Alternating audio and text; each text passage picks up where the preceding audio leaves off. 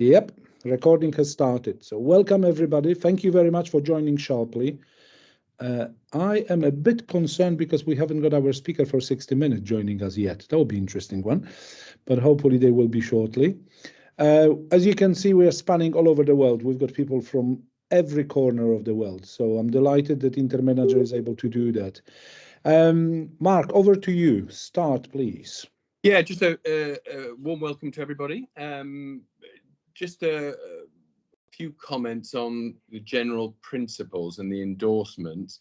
At our executive committee, we agreed that all of us would, certainly on the executive committee, work towards securing endorsements of these general principles. I've seen precisely 2 people work on that, and I have to say, for the first time with my association with this association, completely and utterly underwhelmed. It's Kuba and myself, and it takes time from all of our busy schedules to approach clients and associations with whom we're friendly to persuade them to endorse these general principles. It's not just my job or Kuba's job, it's all of our jobs.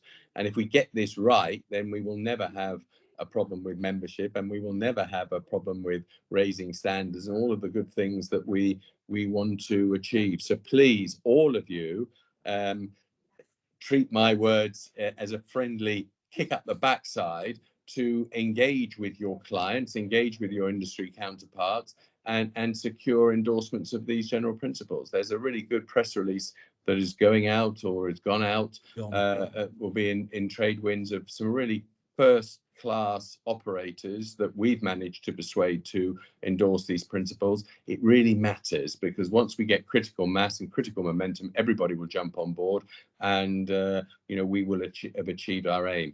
InterManager, it's great for InterManager to be talking about enclosed spaces. It's great for InterManager to be talking about EU, the EU carbon capture and recording, but all of this is de minimis if we haven't got the membership or the industry traction. And of much bigger macro concern is raising the standards of the sector. And then all of these other issues can be dealt with and properly addressed. If we don't get that right, we're a small band of people discussing de minimis, that's items that are important to us, but actually in the wider picture. So we have to get these general principles out there and endorsed, and that's everybody's task, not just Kuba's and mine. Enough said. Please take this as I said, a friendly kick up the backside. Some of the bigger managers who are on this call, please help me, help us. It's not just my client list or our contacts. You've all got contacts, and we committed to this at the executive committee. And I've seen nothing. And as Kuba, you tell me that I'm wrong. So please, let's do that. And the warm words of endorsement that we've had from some of the classification societies and insurance companies and leading names in the industry have been really staggering, actually, and they've been very willing. It's been an easy sell, and it strengthens. Actually, if you want incentive, when I pick up the phone to some of our top clients and talk about these general principles, the best marketing I can do is Columbia going, because they think this is a company that's really taking standards seriously and pushing them. So some of these. At the moment, we seem to be completely obsessed with, the carbon capture, which is all great, absolutely important. But if we don't widen our appeal and our reach and raise our standards generally, we'll just become a little squeak in the overall maritime sector. So please, let's throw our weight behind this. Thank you. Sorry for the moan.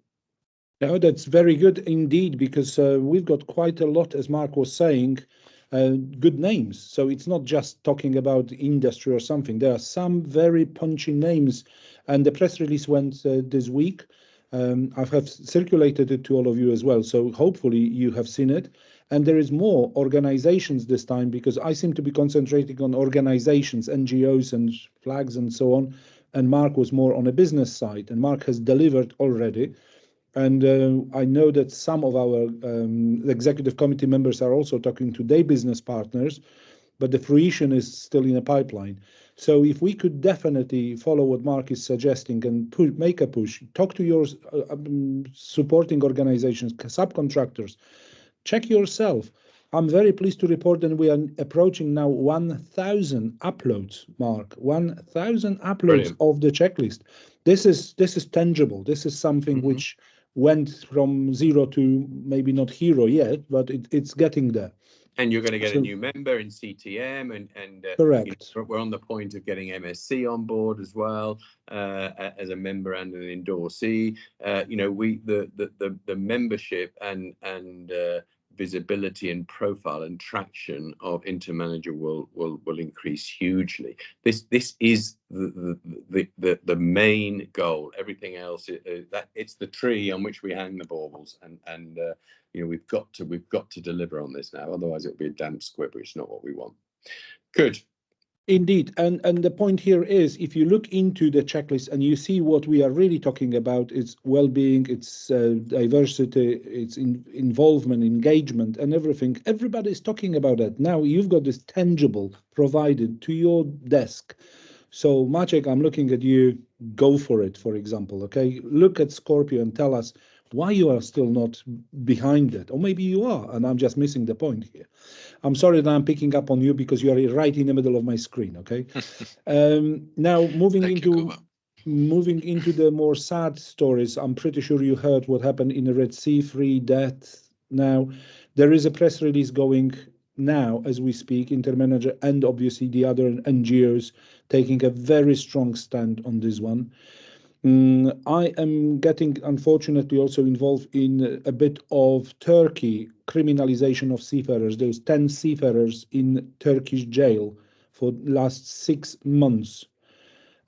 All sorts of things happening. But again, as Mark was saying, the well-being of our seafarers, the way we are making things, creating things, organizing things, this is a huge distraction for any company to have been involved in a case like that. And criminalization is probably a nightmare for everybody.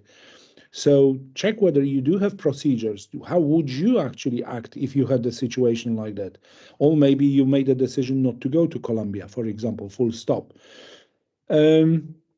Otherwise, we've got our 60 minutes today, and Thomas is already in the blocks. I'll let Thomas speak in a second. But before we do that, it's International Women's Day tomorrow, and big gala in Brussels. Some of our members were participating and no doubt will be there. I'm not going to Brussels myself. I will not be there with the Commission, but we need to stay tuned. The whole idea is to push and make friends and create an atmosphere where diversity equation is actually given its time in everybody's agenda. As far as next week is concerned, I think we hopefully will have a quieter one as far as I'm concerned, unless the real business throws things at us. We need to see what the Houthis will be doing now, and obviously others as well. What will be the NATO reaction? I think I'm just thinking and looking at my notes. That's all from me. Pausing for a second to see if there is anybody who would like to put a hand up and throw something at us. If not, Thomas, over to you, sir. Hello, Kuba. Can everybody hear me? Loud and clear.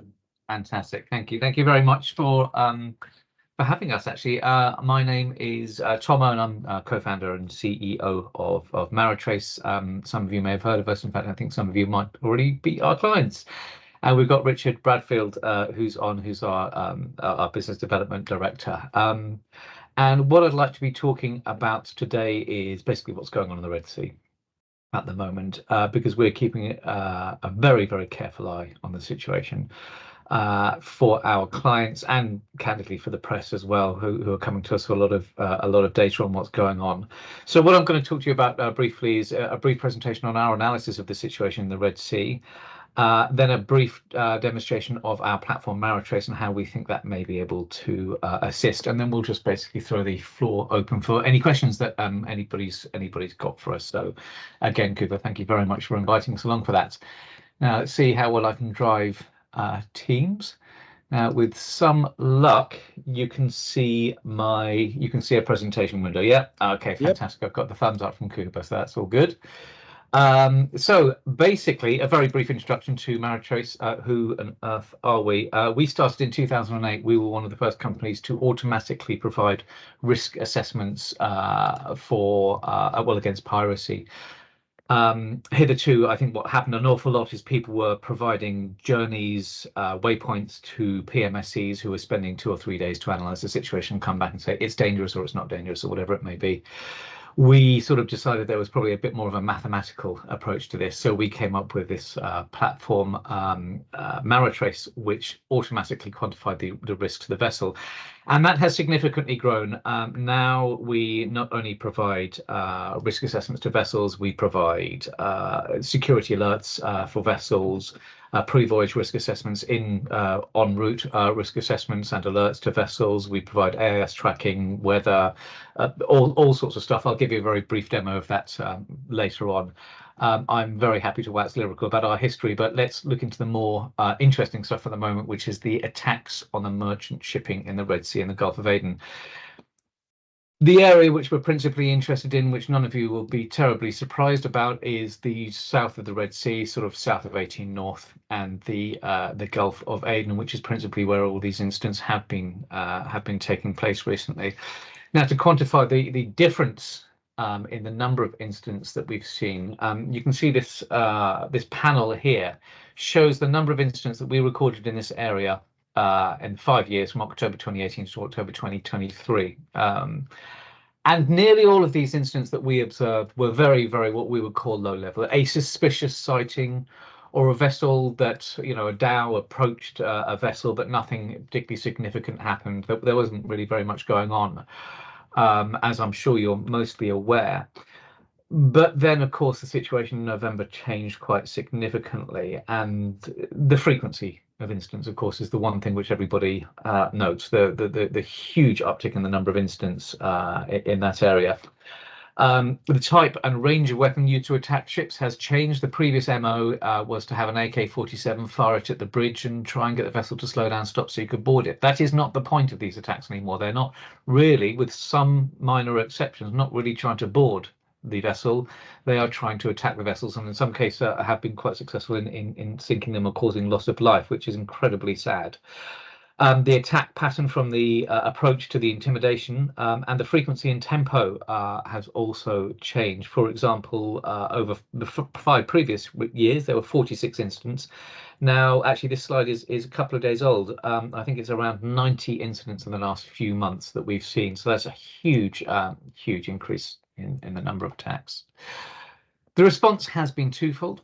Firstly is the military organising to counter the new threat, and the second is commercial, and we'll have a quick analysis of how the commercial industry has responded in terms of basically are they going to these areas or not.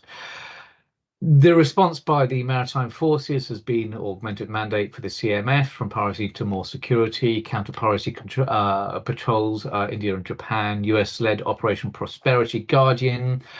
The US and UK have submitted an Article 51 notification letter to the UN Security Council, and of course the US, the UK, and I believe now other states are conducting airstrikes on targets in Yemen. In fact, what we've got here is we've got a list of the CMF vessels that we think are hovering in the area, and of course the approximate location of the Iranian naval vessels as well. Is very interesting to see them in the area. We've also got a spy vessel which is hanging around the Bab el-Mandeb Strait as well, which is monitoring the traffic going through the strait, sorry, and we believe is reporting back what she is seeing. These are the probable locations of the military radar installations, basically the stuff which is feeding the Houthis. And we've got up here, these brown dots are where we believe the location of the strikes by the US and UK forces have been January to February so far this year. So that is basically the response by the military, which is basically send vessels in the air and keep your fingers crossed. And in my personal opinion, while it's appreciated, I don't think it's been terribly successful. The response by commercial shipping has, of course, been very, very different. In fact, the response by commercial shipping has, largely speaking, been this, which we've observed in a number of times, is deciding to nope right out of the area. This is a tanker we observed last month, I think, just basically getting to the area and saying, I'm not having anything to do with this. And I can't blame them. But looking at this graph here, this is, I find quite fascinating. This graph here shows the number of tankers, sorry, the sum of the deadweight of tankers observed in this area over time. So it has, as you can see, dropped from here down to here since November last year to, I think this goes up to yesterday. This blue line here are the bulkers that we have observed. So again, early November, reasonable number. Now we've dropped down quite significantly. But the story here is with the container ships, or at least the bigger story. They have decided to avoid that area the most. So we can see here in early November, the sum of deadweight tonnage we were counting, and you can see how much it's dropped, even compared with these huge drops in the area. Of course, everybody's trying to avoid the area. But to quantify this a little bit better, what I've done is I've prepared the same graph, but going all the way back to January 2022. So if we look at the sum of deadweight tonnage of tankers that we saw in this area, then it's in fact been rising. And the drop that we've seen from the tankers is roughly to where it was back in January 2022 anyway. The same for this blue line, the bulkers. It's not that different to where it was at the beginning of January 2022, because these have been increasing year on year, month on month as we go through. But here we are. Let's look again at the orange line, the container ships, and we can see it has been slowly increasing, but it hasn't simply dropped back to historic levels. It has been absolutely decimated. And if we want to quantify that even further, what we did, and this is all available via our platform, in fact, we're analysing this on a daily basis. We're looking here at the types of container ships that have been getting out of the area, and it is the big boys. It's the ULCVs, the new Panamax, and the post-Panamax vessels as well.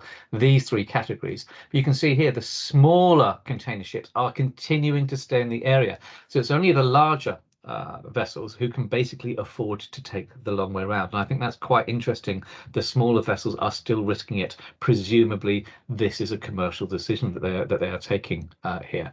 So where are all these going? It's fairly obvious they're now going around the Cape. So here is, interestingly, our sum of deadweight tonnage in South African EEZ, analysed over time. And of course, as they're dropping out of the Red Sea and the Gulf of Aden, there is a commensurate increase into the traffic here. And of course, this is the World Container Index here. And this sits very nicely compared with this graph here. So you can see really how this is affecting the price and shipping. So that is the problem, and that's how the commercial and the military have been responding to it. Now, what I'd like to do is just do a very quick presentation of Mercury to show how we are helping our clients in the area and what we're doing for people. So I'm going to stop sharing that, and I'm going to start sharing a web browser for you. So hopefully, again, if the system is working, you can all see a great map on the screen. Thank you, Kuba. So this is the Maritrace interface. As I mentioned, some of you will actually already be familiar with this because I think some of you lovely InterManager lot are our clients. What we do is we track vessels principally via AIS. We get between 4 and 5 million AIS messages every hour, letting us know where the vessels are around the world, and this sort of quantifies that number here. You can see as I zoom in the sheer number of vessels that we are hearing from all the time. We get data from from terrestrial and satellite AIS as well, which is rather good. So we don't lose vessels when they're in the middle of the ocean. And we buy in an awful lot of data from London Shipbroker. So we don't simply rely on AIS to tell us where these vessels are. To tell us what these vessels are about. For example, the AIS is telling us this vessel's a cargo vessel. Our metadata is telling us that she's a bulker. She's giving us all the extra information about the grain CC, bale CC, all of the dimensions that we need, all the information about who owns, manages, controls the vessel, etc., and where they're all done. So it's a if I say so myself, a very good information tool for just observing the traffic out there and filtering that and seeing what the general picture is.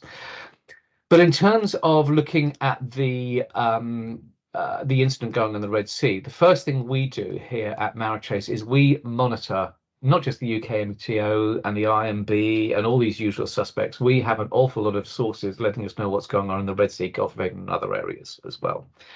So we get all of these incidents, and all of our users are free to have as many alerts as they want for these incidents. So for example, if I find my mouse, where is it? There it is, and click here. This is just the last 12 months of incidents, in fact, worldwide, but we've actually got data on incidents going back to the 90s, I think, all the way through the Somali crisis and prior to that. And for each incident, we record quite a lot of data. We record details upon where and when, who the victim is, if known. Obviously, these things aren't always released. Any information about the aggressor and the narration, and you can do some wonderful reporting on these. And filtering, looking at pie charts and responsive charts and all that good stuff. And our reports are actually quite well known throughout the industry. We often see these in the wild with our logos on, which is actually very, very helpful. We also do conflict data about what's going on land. So if you do choose to move into, I don't know, Yemen, for example, or anywhere really, we've got lots of data on conflict about what's going on worldwide as well. We can also do pre-voyage risk assessments. This is going right back to what I said. So you can assess the risk to your voyage along the route and do a pre-voyage risk assessment, and it will basically tell you where we think the greatest threat to your vessel is and what that threat is. And I've just pulled up a few tankers that I'm tracking here, and you'll notice each one of these has got a different color around it. And that is the on-voyage risk assessment. So this is, we are risk assessing these vessels live. So we can see here, we've got this vessel, the Robert Maersk. You can see on this guide on the top right of my screen, and we are assessing that there is a high risk to this vessel right now. And that's where she's sitting. So that's great. We know we can pre-risk assess, currently risk assess. We can provide all the data about the incidents which are ongoing or historic data, but that's not the end of the story at Maritrace, because you might notice this very thick blue line on my screen. And there is a story behind this, because what we started doing at Maritrace to differentiate ourselves from everybody else is our own custom vessel tracking hardware rather than just software. We have recognized there are many vessels that are moving through the Red Sea and the Gulf of Aden with their AIS switched off, and nobody can blame them. And of course, the IMO say you are allowed to do that if you believe there is a threat to your vessel by leaving it on. So we don't blame anybody for doing this. However, it does cause a problem if you switch off your AIS, because in most cases, that means your owner doesn't know where you are, your controller doesn't know, your insurer doesn't know, your flag state doesn't know, etc., etc. The risk is practically endless. So we realised that this has been a bit of a problem, especially recently, which coincided nicely with the development of the hardware, which we've been working on for about 18 months now. Because by installing a very small, very discreet, and this is part of the point, device on your vessel, we can get much, much better tracking than AIS, even if it's switched on. So let's look at this path, which is this funny thick blue line, which is on the screen at the moment. We had a vessel coming down through the Red Sea, Gulf of Aden, and she wanted to switch AIS off. So she came to us and said, I need some of your hardware because I want to continue tracking this vessel. Now, if I zoom into this line here, you'll see this thick blue line is actually made up of arrows. And this is the resolution of tracking that we were getting by putting our very discreet, very small, very, if I dare say it, cheap hardware on board the vessel to send us a position every single minute. Now, the user could have actually increased this to once per second if they really wanted. Most of our users, once per minute is good enough. Now, this is great if the AIS is switched off, but even if the AIS is left on, this is actually a really lovely track, because as you can see, I'm sure, having looked at AIS yourselves, sometimes these tracks, through no fault of the vessel or anything really, are not very, very good. There are large gaps between them. Point here is, even if the AIS is switched off, you've got a great track. If the AIS is left on, you've got an even better track. These boxes also know when they're offline, so they cache the position. So if for some reason your internet goes off for a period of time, they cache the positions locally, and then once your vessel comes back in range of internet, it transmits all of those positions.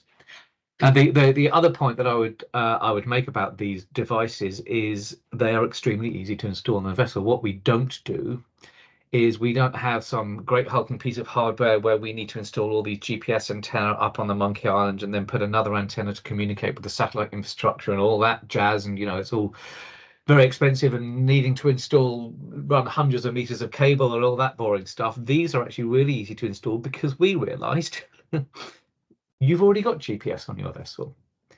Nearly all the vessels out there have some kind of internet connectivity. So all we need to do is basically tie those two wires together, get the GPS wire, get the internet wire, tie those two things together, which is effectively what we do through our little box, which means that we can install these devices very, very, very, very quickly. And if you don't have any kind of internet on your vessel, and we can help with coming to a deal with Starlink about that, which is going to be really good. But most vessels have some kind of internet connectivity, whether it be Inmarsat, Iridium, Starlink, or any of the other options out there. And all we do is say, we'll use those options, and just basically tie together with the equipment that you've already got to make the installation very, very quick. And the result is this. And we've got a number of orders now lined up for this hardware to protect these vessels. One really interesting example of this particular vessel here is, as you can see, taking a nice route through the IRTC, and then this happened at the end of the IRTC. And of course, people at shore went, what on earth is this vessel doing? Why is she suddenly taking that northerly route and then about faced? Because Mercury was installed on this vessel while the AIS off, the DPA was able to instantly say, what is going on? This is very unusual. This wasn't planned. What's happening? Turned out the captain had his own reasons for taking this route, and everything was absolutely fine. But the point was, with the AAS off, the DPA or the PMSE or whoever, the CSO, whoever is looking after that vessel, would not have known that this was happening. And had this been something that was a lot more nefarious than what it turned out to be, nobody would know about it until it was too late. The last thing I will add about these devices, they're very, very small, they're very discreet. The idea is that they're installed so nobody knows what they look like or where they are, except perhaps some of the bridge crew. So, excuse me, so if somebody does take the vessel, they don't know to look for this device to switch the thing off. That is how we are helping assist vessels that are transiting this area and other areas besides, because it's not just the Red Sea and the Gulf of Aden that have these issues with piracy. If we just roll this data back a few more years, you can see, how many incidents are going on all around the world. But in terms of the current problems in the Red Sea and the Gulf of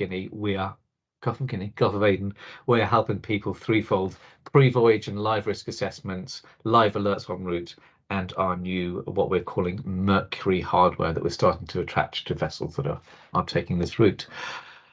So Kuba, thank you very much for inviting me along.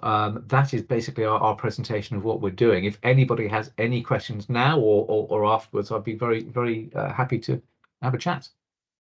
What we are missing is actually probably last slide. We need your slide with the details, email address and things. I can send that over to you. I have a little thank you slide here I can send to you. Here we go. Yeah.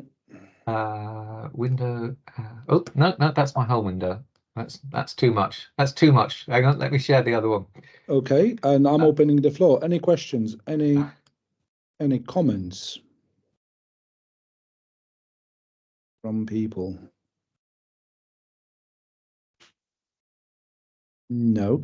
Okay, I've got a few questions here. First of all, how many clients do you have at the moment? And I'm talking about the shipping companies, number-wise. You don't need to disclose the names. Okay, no, I can't disclose most of the names, although there are there's a testimonial on our website. We have, and I'd have to double check, I think we have it on 5 or 6 companies' vessels at the moment. We've actually only started, we haven't even done an official launch of this Kuba yet. We were at the Dubai Boat Show last week because yachts are very much in need of our technology, it turns out.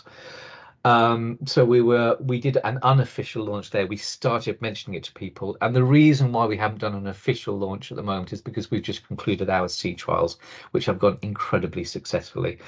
So that's why the numbers are a little bit low, but by the end of the year we are targeting somewhere between 100 to 200 companies. And installing this gizmo you were showing us, does it require your visit, or do you send it and the ship's crew installs?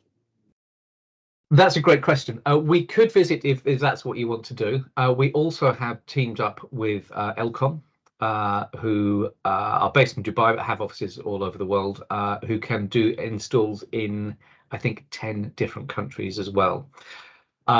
So we can either send one of our team members or we can send one of Elcom's team members. If you have a very competent electrical engineer on board, then we can just simply send the device to you and you can install it yourself.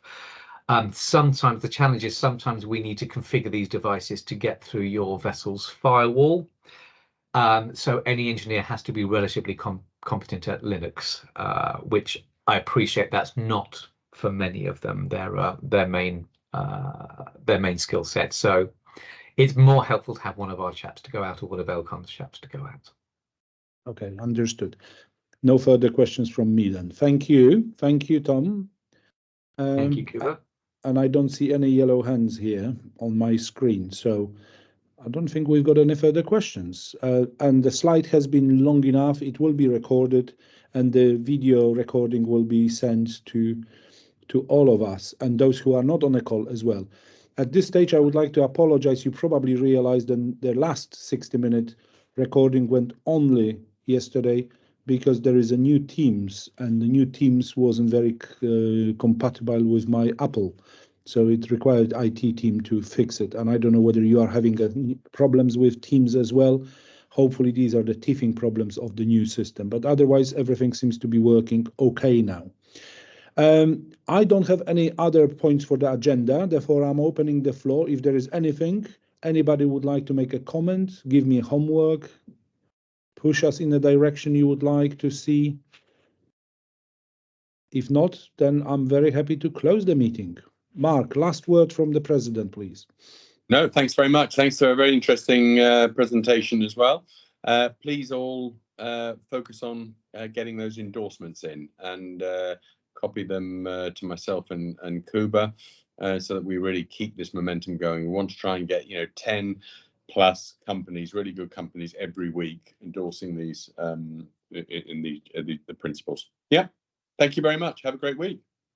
Thank you, everyone. Cheers. Bye. Thank you. Thank you. Thank you. Take Bye-bye. care. Bye for now.